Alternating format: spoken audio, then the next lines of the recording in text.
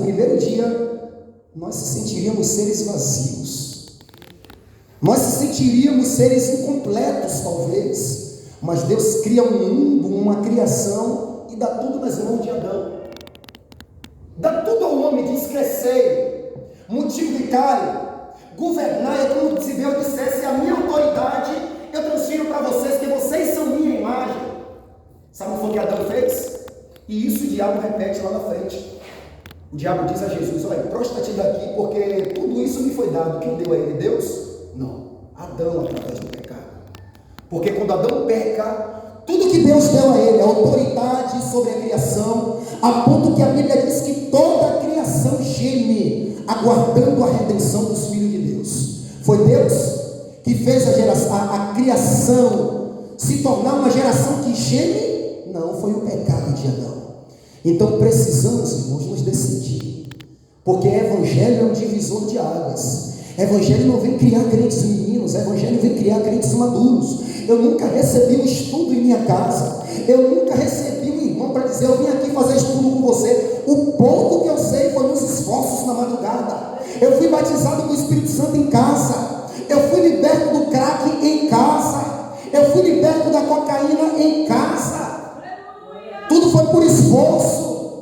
Eu não estou dizendo que eu não dependo dos irmãos, mas o que Deus tem com cada um de nós é algo específico. A vida do crente não tem segredo um com os outros. O segredo do crente é com Deus. Josué tinha um mistério com Deus, Moisés tinha um mistério com Deus. Você não encontra servo verdadeiro sem mistério. Essa geração é uma geração vazia, carnal, uma geração conduzida por ventos de doutrina, porque não conhece a voz do bom pastor. Jesus disse: eu conheço as minhas ovelhas e elas me conhecem.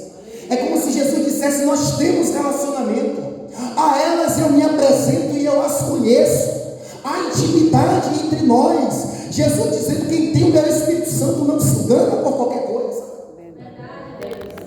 Agora, se nós não buscarmos, se nós não esforçarmos, ficarmos dependentes de um homem, eu vou ao culto de domingo e quero ver tudo acontecer. Não. Eu preciso de pessoas para me dar as mãos. Eu preciso de pessoas para, junto comigo, crescermos na graça e no conhecimento. Enquanto eu estiver aqui e Deus me der essa oportunidade, eu estarei fazendo a obra de Deus. Mas eu faço questão de dizer que enquanto Deus nos permitir fazer a sua obra, essa obra será uma obra prioritária, a oração e a palavra. Porque eu tenho edificado os meus 9 anos no Evangelho. Não é 9 anos de placa, não é 9 anos de instituição. Eu me considero uma pessoa desinstitucionalizada. Não tenho instituição. Eu me considero uma pessoa irreligiosa. Não tenho religião, porque a religião foi criada pelo homem. E tudo que foi criado pelo homem, de tudo, nada enche a minha alma.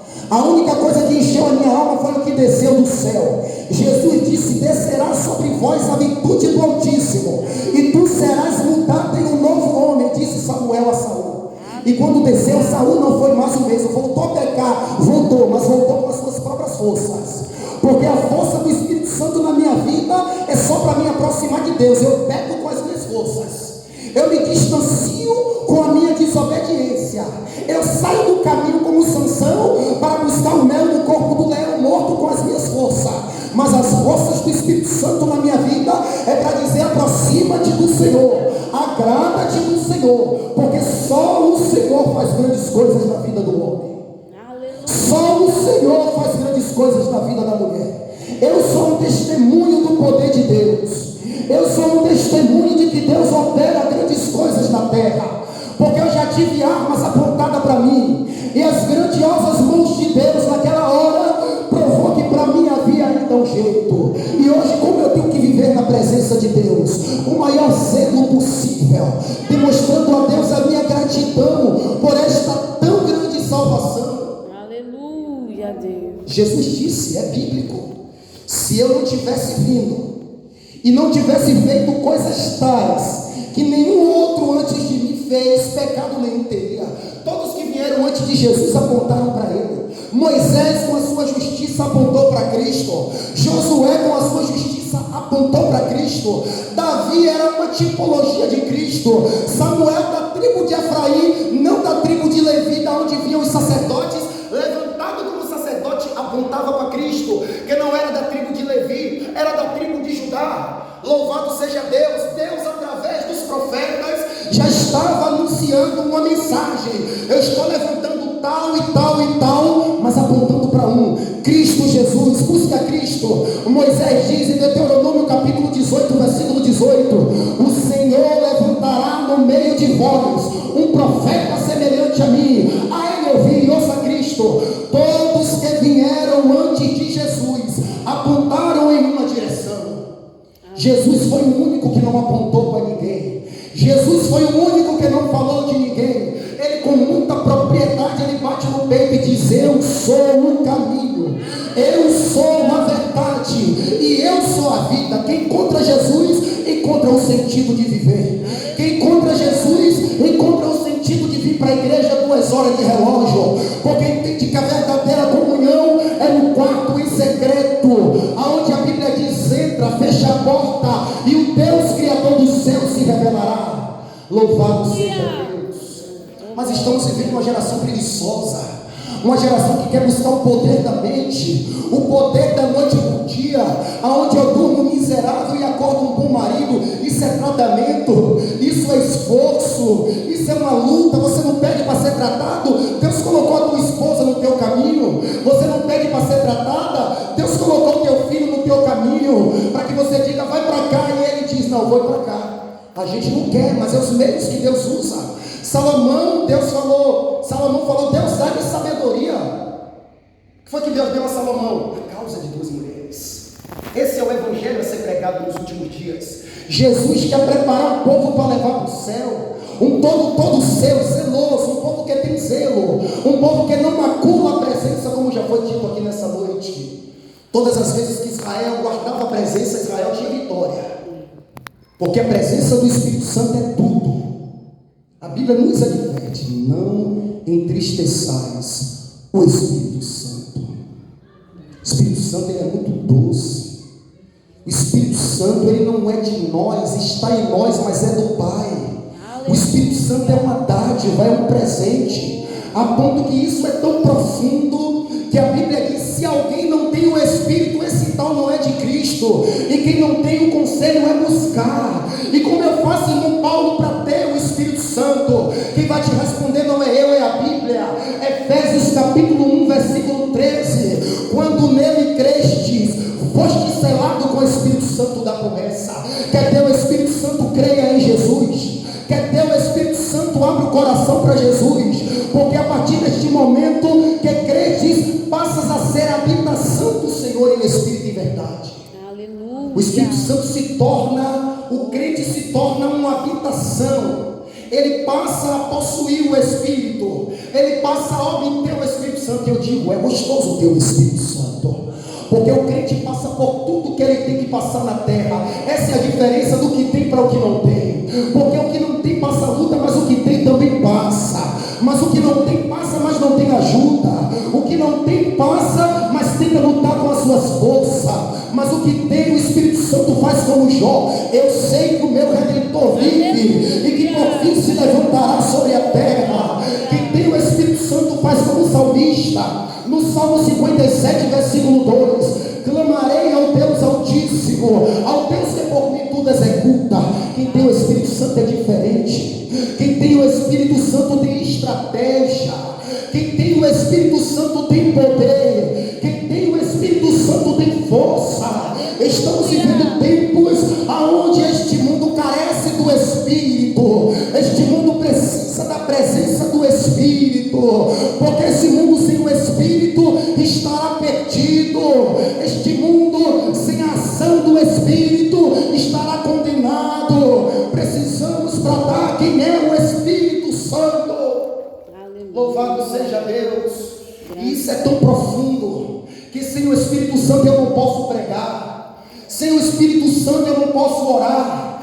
Jesus disse: ficai, não saiam de Jerusalém, até que do alto sejais revestidos de poder. Sem o Espírito Santo não é difícil de fazer amor.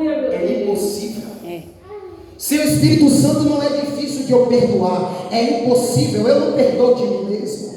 Sabe por que eu perdoo? Porque Romanos capítulo 5, versículo 5, ele me diz que o amor de Deus foi derramado no meu coração pelo Espírito Santo. Então, para o homem que tem o Espírito Santo, não se torna mais um fardo ele perdoar, porque ele não perdoa dele. É o Espírito Santo que diz: filho, eu estou na tua vida, não retribuas mal com mal, porque se tu só perdoa quem te perdoa, os endemoniados fazem isso. Se tu só ama quem te ama, os endemoniados fazem isso. O que caracteriza a igreja na terra é quando ela faz o que muitos não fazem.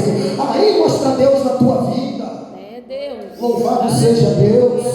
A Bíblia diz que Moisés está lá, era enviado do Senhor, tinha a palavra do conserto, tinha mistério com Deus, e Deus diz: vai, te enviarei a Faraó. Moisés disse: Deus, eu sei que eu sou porque tu és comigo, mas todo enviado precisa de sinais, todo enviado precisa de evidência, Senhor, porque nós somos carnais, temos o nosso lado carnal. Moisés disse: Deus, o que eu falarei a Faraó? Deus disse: o que tem na mão? O que tens, Moisés? Ele disse: tem uma vara. Deus disse: joga no chão, e eu vou te dar sinais. Moisés joga no chão, a vara vira cobra. E aí, para resumir, que eu ainda quero ler uma palavra rápido, Moisés faz aquele primeiro sinal diante de Faraó. O que acontece? Os magos de Faraó fizeram. Então, quando Moisés estava fazendo o que os magos estavam fazendo, Faraó estava dizendo: eu não entendo que tu é enviado de Deus. Porque Moisés sabia quem ele era, mas Faraó não sabia. Porque para as pessoas entenderem que eu sou enviado, tem que ver em mim diferença, tem que ver em mim o que lá fora não vê. E Moisés faz o primeiro, os magos do Egito faz, Faraó diz: eu não entendo o que veio de Deus.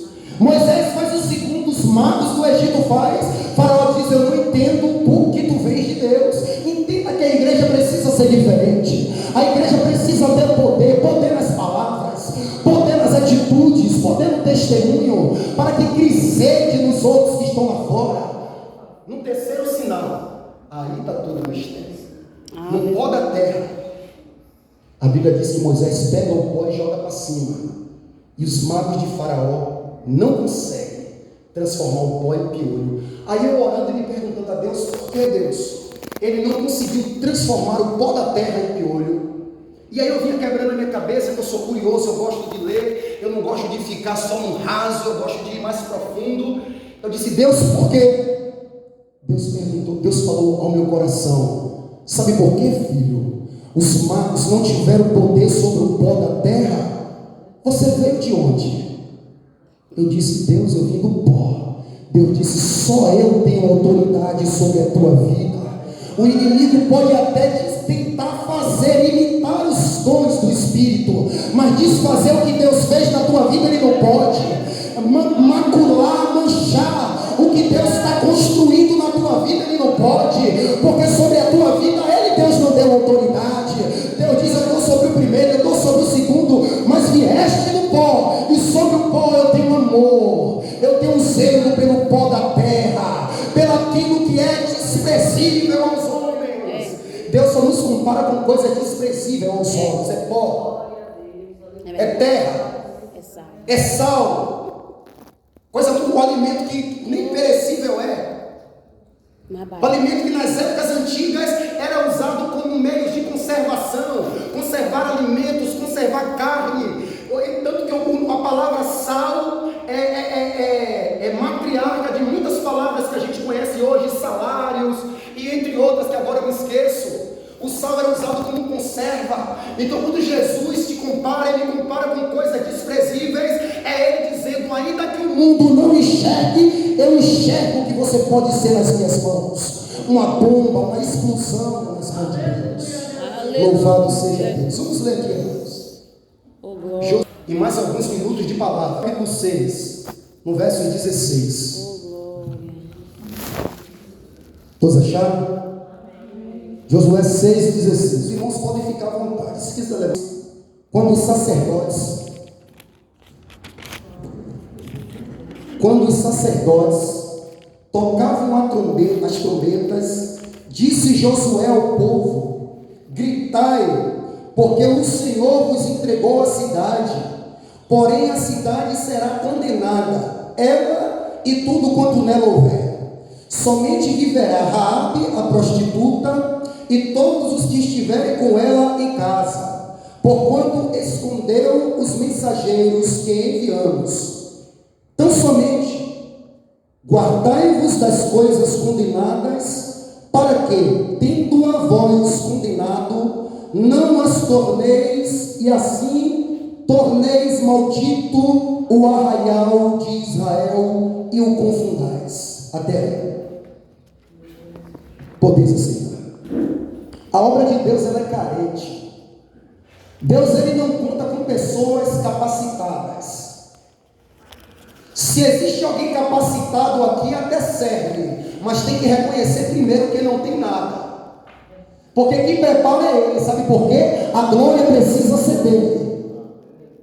Aonde o homem está, Deus não mete a causa, porque quando ele mete, é para o nome dele ser glorificado. E o reino de Deus, ele é carente de pessoas sedentas. Ainda que o homem esteja no anonimato, o que o homem precisa fazer é continuar na sua justiça. Quem é santo, santifique-se mais, diz a palavra de Deus. Quem é sujo, suje-se mais. E nós vemos na Bíblia exemplos de homens que estavam mais ocultos buscando a presença de Deus, homens que ninguém enxergava, homens que ninguém dava valor, a exemplo de Estevão. Mas Deus é Deus que cria situações. Deus é Deus que opera milagre na terra, para que aqueles que estão com sinceridade venham ocupar o seu espaço. E a Bíblia diz no livro de Atos, no capítulo 6, que por permissão de Deus, os apóstolos, homens cheios, mas eram homens, eram falhos. Porque às vezes a gente olha para homens cheios e pensa que vai adquirir deles perfeição. Tem que me visitar, tem que orar por mim e curar, tem que trazer uma boa palavra, tem que profetizar, tem que fazer tudo, mas é homem. É homem. Os apóstolos disseram: precisamos de pessoas para nos ajudar. Precisamos de alguém que queira e capacitado por Deus para nos dar as mãos. E sabe qual foi a exigência? Não foram homens que têm teologia. A exigência não eram homens que sabem a língua dos homens e dos anjos. A exigência era homens cheios. Porque os apóstolos sabiam que aonde tem homem cheio tem poder, aonde tem mulheres cheias tem salvação, aonde tem servos e servas cheias, milagres acontecem. E o apóstolo Pedro disse: irmãos, escolhei dentre vós. Sabe por quê? Tem aí pessoa cheia, tem aí temor, tem sabedoria aí, só basta ter domínio para usar na hora certa. Aleluia. O apóstolo Pedro disse: olha, vocês estão olhando para nós 12, pensando que nós estamos acima da crítica, do bem e do mal, mas existem entre vocês pessoas cheias e capacitadas. Vocês que não querem enxergar, porque, irmãos, temos que olhar para a Bíblia com uma visão mais profunda. Não existia só os 12, existia discípulo de Jesus, pessoas que o nome dele não estava entre os 12, mas eram pessoas cheias. E um exemplo disso é Atos 6, escolher 7 homens cheios. Não houve dificuldade para haver 7 homens cheios entre eles. Se pedisse hoje: eu quero 7 homens e 7 mulheres cheias, será que o nome de irmão Paulo saía? Será que o nome de irmã Fabiana saía? Será que o nome de irmã Maiara saía? Será que o nome da irmã Nivalda saía? O nome das que eu sei é esse. Por isso que eu estou falando. Será que o seu nome saía? Agora, se falasse assim, eu quero uma pessoa que é fiel ao trabalho público que ela tem com medo de perder, será que o meu nome não saía primeiro, mesmo que eu não tenha um trabalho público, no setor público? Eu quero uma pessoa que é materialista, uma pessoa que não perde nada para ninguém, porque a obra de Deus precisa assim, de pessoa casquinha, que não perde nada. Será que não encontraria no nosso meio hoje fácil? Porque estamos vivendo uma geração que não perde nada para ninguém. Quer provar quem é ele? Peça 50 reais e diga: minha irmã, eu vou pegar 50 reais na mão dele ou na mão dela, não vou gastar não, está aqui na mão da senhora, só quero testar a compassividade dele ou dela.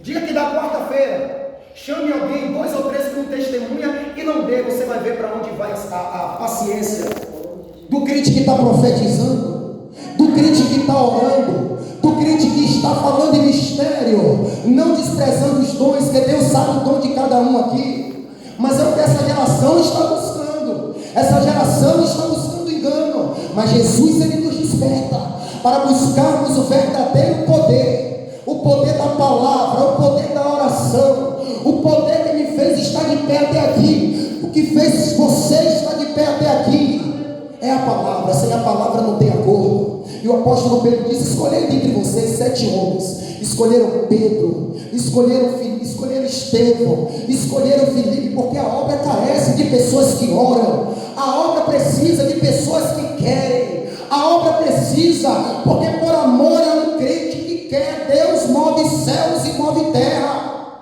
Verdade. Deus disse a Filipe: ó Filipe, eu sei que você está empolgado, foi consagrado a diácono agora, foi levantado agora, mas Filipe, eu habito num alto e sublime trono, mas também habito com os contritos. Eu não olho para onde tem multidão apenas, eu olho para onde tem verdade. Aleluia. Eu olho para onde tem sinceridade, onde tem corações rasgados na minha presença. E eu olhei para o deserto e vi lá um etíope. Grande Deus. A lei não foi dada para ele. O Cristo, embora morreu por ele, mas não veio para ele, veio para os que eram seus. João capítulo 1, versículo 11. Mas os seus não receberam. Então Jesus teve que alcançar o eunuco, Jesus teve que alcançar nós gentios e fazermos igreja, porque só existe 3 povos na terra: gentio, judeu e igreja. A vontade de Deus é que gentio e judeu se tornem igreja. Aleluia. Deus disse: achei o eunuco, é etíope, não sabe falar, não tem entendimento, mas tem desejo, é ali que eu opero. Aleluia. Tem vontade de dar as mãos, é ali que eu opero. Achei Naamã, que muitos acusam. Achei Naamã, que muitos difamam. É leproso, é isso, aquilo outro. Mas quando viveu metade do que eu já vivi, se entregou de verdade.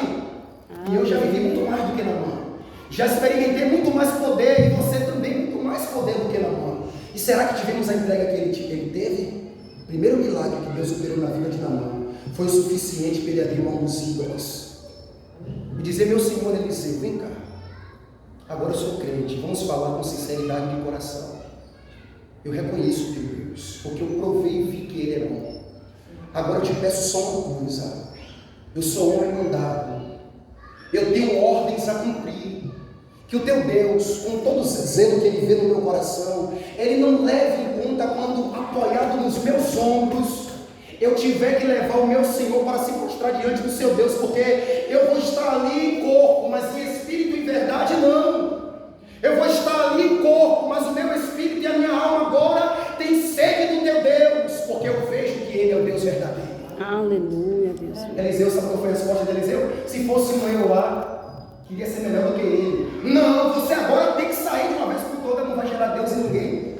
A resposta de Eliseu foi: vai em paz, Deus conhece você. Foi isso que Eliseu estava dizendo. Deus conhece o irmão Paulo, Deus sabe a história do irmão Paulo, Deus sabe a história de cada um. Foi em paz, porque eu não conheço, eu só conheço o que Deus me revela. Eliseu disse: Deus me ocultou a causa dessa mulher e não quis revelar a Eliseu.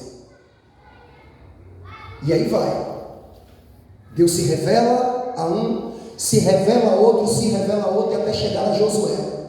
Josué era servo, Josué estava lá no anonimato servindo, mas até então servindo de apoio, só uma intercessão. Mas quando Moisés morreu, porque todo Moisés que é líder um dia morre, o mistério de Moisés acabou, o ministério, 40 a 80 anos vivendo no Egito, 40 vivendo no Egito, de 40 a 80 vivendo na terra de Midian, um dos filhos de Abraão, com Quetura, que lá em Gênesis capítulo 25 fala, o primeiro filho de Abraão com Quetura, de 80 anos a 120, Moisés vivendo a melhor fase da sua vida, na presença. Não tem outro lugar para um homem estar além da presença de Deus. Mas só que todo homem que sente a presença um dia morre, porque Deus não se prende a homens. E aí Deus tem que levantar Josué. Josué foi levantado na terra com uma missão muito difícil, não impossível, porque ele tinha um Deus, porque Deus havia feito a promessa a Abraão, dizendo: Abraão, a tua descendência darei toda esta campina, a tua geração será uma geração escrava. Mas 430 anos depois, e o terror do Deus de Abraão ia tomando toda a terra, e a forma que Deus tinha de executar juízo naquela época era pegando uma nação e executando juízo em outra nação. Quando Deus quer executar juízo em Israel, Deus disse: chamei Salmaneser, chamei Sargão primeiro. Quando Deus quer executar juízo em Judá, Deus diz: chamei Nabucodonosor. Quando Deus quer executar juízo em Nabucodonosor, Deus disse: chamei Ciro, o meu ungido ímpio. Ele chama de ungido, porque quando Deus quer, Ele usa quem Ele quiser, mas a obra dele tem que ser executada na terra. Aleluia. Se não tem crente, não tem homens, Deus diz: eu levanto quem eu quero. E aí levantou esses homens, mas cumpriu com a promessa, porque o nosso Deus, Ele não falha, o nosso Deus, Ele não muda. Aleluia. Moisés morreu, levantou-se Josué. Josué foi levantado em um período muito difícil, porque Moisés levou o povo até a praia. Sabe o que é você cortar a Avenida Paralela toda, São Martim toda, Baixa de Quinta toda, cortar todos os bairros de Salvador para chegar na praia, morre, deixa o povo na beira da água. E o objetivo era só entrar na água, porque a promessa de Deus não era que o povo ia ver, era que o povo ia entrar. Moisés levou, mas não entrou. Deus disse: vem cá, Josué, vem. Tu também tem sede de mim, porque nas espias dos 12 lá, só tu e Caleb que guardou a minha palavra até o fim, só tu e Caleb que teve fé no coração até o fim. Jesus disse: quando o Filho do Homem vier, será que achará fé na terra? Ou encontrará pessoas desfalecidas? E aí está Josué lá dizendo: eu creio, tem gigante, mas eu creio. Tem gigante, mas Deus está comigo. Se Cristo comigo vai, eu irei, não é assim? E não temerei, com gozo irei, comigo vai. É esse sentimento que estava no coração de Josué. Se tu está comigo, tem gigante, mas eu não vejo gigante, eu vejo a conquista. Se Cristo está comigo, eu não vejo as barreiras, eu vejo pelos olhos da fé.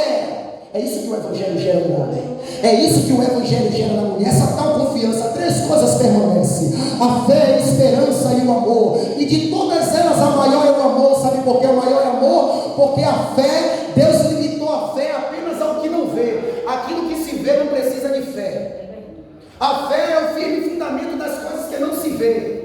Sabe por que a maior dela é o amor? Já tinha a fé.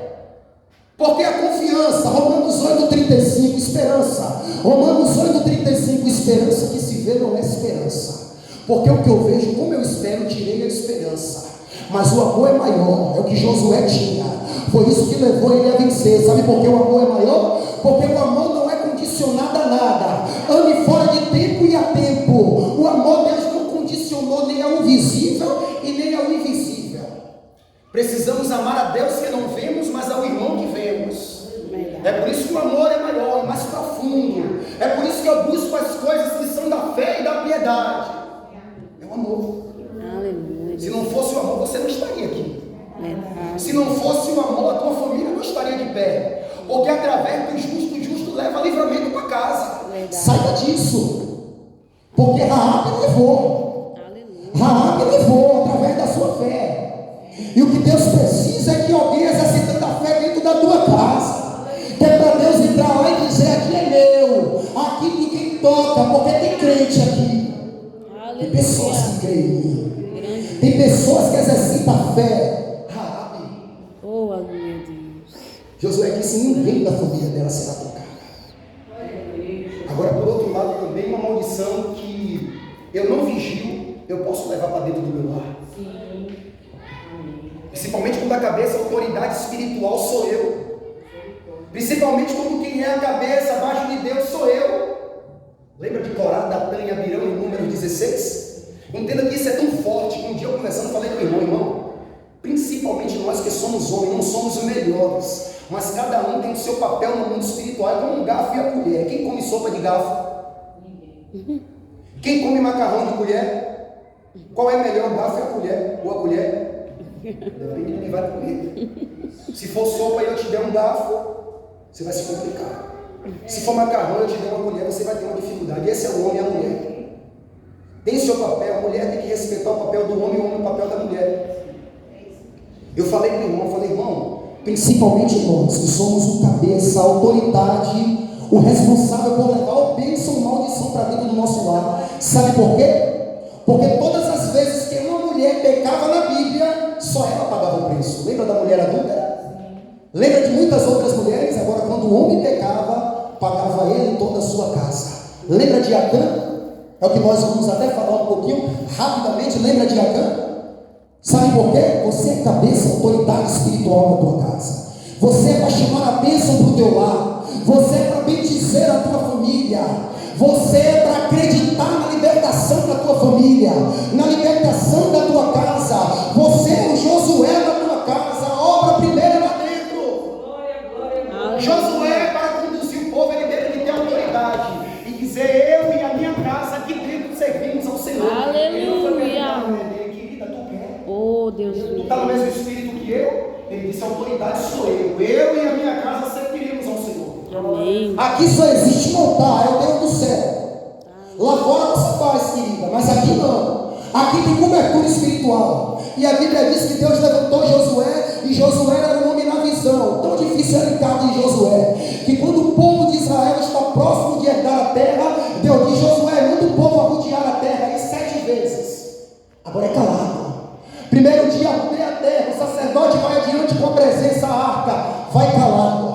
O povo rodeia a terra primeiro dia, calado, passando luta, sofrimento, calado. O povo passando tribulações e aflições. Mas Romanos 8:18 diz: eu tenho por certo. Eu tenho por certo que as tribulações desse tempo não vai se comparar. Não é de se comparar com a glória que há de ser revelada em nós. E aí o povo ia rodeando calado, sofrendo, tomando o sol do deserto, mas acreditando na promessa. Aí lá vai o terceiro, lá vai o quarto dia, lá vai o quinto, sexto. Deus diz: eu vou dificultar. Eu quero ver quem vai até o fim, porque só quem perseverar é que vai ser salvo. É só quem perseverar é que vai entrar onde Deus prometeu. Jesus disse: eu vou para o Pai e volto para buscar. Perseverar até o fim. E aí vai. Na 7ª volta Deus diz: olha, a 7 mais 7 vezes, o total 13. Arrodeia a primeira no último dia, a segunda, a terceira, a quarta, a quinta. Josué disse: calado, só vai gritar quando eu mandar. Eu sei que vocês querem bradar, já tem na vitória, porque o terror do Deus de Israel já toma toda a terra. E isso que testificou foi Raabe. Bem sei que o Deus Todo-Poderoso julgou o Egito como um forte. O terror já chegou até aqui. Calado, mas quando eu falar gritai, brada, porque Deus deu a vitória. Brada, porque Deus entregou nas tuas mãos a cidade. E no 7º dia, na 7ª volta, quando os sacerdotes tocam a trombeta, Josué disse: gritai, porque Deus entregou nas vossas mãos. E o povo brada com voz alta. Sabe o que foi que levou o povo a obter a vitória? Não foi os gritos, foi a obediência. Porque se ele dissesse: na última eu vou dar 8, Deus não dava vitória. Se ele dissesse: vou dar 6, Deus não dava vitória. Quer ter vitória, obedeça ao Senhor. Quer ter vitória, obedeça a palavra. Quer ter vitória, não confia nas tuas forças. Eu sei que você é bonito, eu sei que você fala bem, eu sei que você tem nível superior, mas quer vitória, obedece ao Senhor Jesus. Aleluia. Deus não quer sacrifício, Ele quer obediência. O coração dele se quebranta como um coração quebrantado do homem. Aí Deus entra na tua casa, Deus ceia contigo, Deus ceia comigo, porque eu obedeci a palavra. Aleluia. Deus disse: o povo me obedeceu, eu vou derrubar a muralha. E Deus derruba a muralha pelo povo. Sabe o que acontece? Aí vem todo o segredo. Tudo tem uma ordem. Toda vitória tem ordens. Deus diz: não toque em nada condenado, não usurpe, não deseje, não ambicione nada condenado, porque eu não dei a vocês nada disso. Eu dei a vocês o céu e a terra. Eu dei a vocês a bênção de Abraão. Mas o que é condenado dele? Eu expulsarei de diante de vocês 7 nações: amorreus, cananeus, jebuseus, nações amaldiçoadas. Amaldiçoada por quem? Por Noé. O culpado disso foi Noé. Porque quando Noé estava despido, ele disse: maldito seja Cã. Se você estudar a história de Israel, todos esses inimigos de Israel, amorreus, cananeus, jebuseus, sequeleus, tudo veio de Cã. Então não era para Israel viver o que Israel estava vivendo com seus inimigos, porque a bênção de um homem de Deus tem poder. E Deus disse: maldito seja Cã, seja servo dos filhos de Sem. Se você estudar a história de Israel, Israel veio de Sem. Então Israel era para dominar sobre os filisteus, amorreus, fariseus, jebuseus, porque eles eram de Cã, que havia sido amaldiçoado. Mas a desobediência levou Israel a ser subjugado. Aonde tem desobediência, a presença de Deus não vai junto. Aonde tem desobediência, a presença de Deus não aprova. Porque Deus é santo, e Ele disse ao seu povo: sede santo como eu sou santo. E aí, para encerrar, sabe o que acontece? Deus dá uma grande vitória a Israel. Eu estou cortando aqui, porque a vitória que Deus deu a Israel de Jericó foi um grande milagre, a primeira cidade de Canaã a ser conquistada. Quando os sacerdotes pisam o pé na água, as águas se abrem. Mas eu vou deixar essa parte. A Bíblia diz que o povo teve vitória, o povo começou a confiar em si. Nenhuma vitória vem do homem. Nenhuma vitória. A Bíblia diz: uma vez Deus falou, duas vezes eu ouvi. Grande Deus. Uma vez Deus falou, duas vezes eu ouvi que o poder pertence a Ele. E Ele disse: darei vitória. Israel foi e obteve vitória. Sabe o que Israel fez? Se achou prepotente. Mais 5 minutos eu finalizo. Israel se achou poderoso, autossuficiente. Sabe o que Israel fez? Entenda que não existe só o dia de hoje para vencer, existe o dia de amanhã.